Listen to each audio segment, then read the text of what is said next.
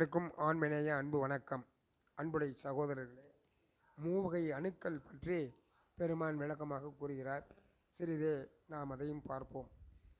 பெருமான் காணும் மூவகை அணுக்களாவது சுத்த மாயா அணுக்கள், அசுத்த மாயா அணுக்கள் மற்றும் சுத்த அணுக்களாக மூவகை அணுக்களை பற்றி பேசுகிறார்கள்.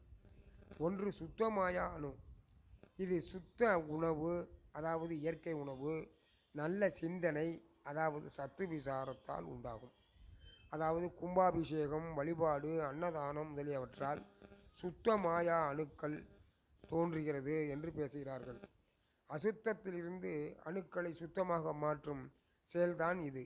அன்னதானம், வழிபாடு, கும்பாபிஷேகம் இவைகளெல்லாம். அடுத்து அசுத்த மாயா அணுக்கள். அசுத்த உணவான புலால் உணவு, கொலை, பொய், தீய சிந்தனை போன்றவைகளால் அசுத்த மாயா அணுக்கள் தோன்றுகிறது.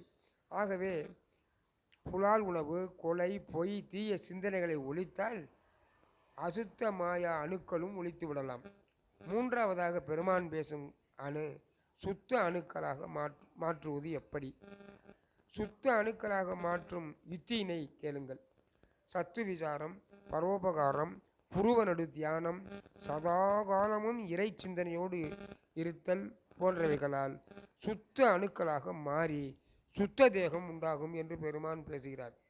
ஆகவே அசுத்த அணுக்களை சுத்த அணுக்களாக மாற்றுவது எப்படி என்பதை பற்றி மிக அழகாக பெருமான் கூறியிருப்பதால் நாமும் அசுத்த அணுக்களை சுத்த அணுக்களாக மாற்றி சுத்த தேகம் பெற முயற்சிக்கலாமே. ஆகவே அன்பர்களே, இதில் யாதொரு சிரமமும் இல்லை. நாமும் முயற்சிப்போம், வெற்றியடைவோம். அருட்பெரும் ஜோதி, அருட்பெரும் ஜோதி.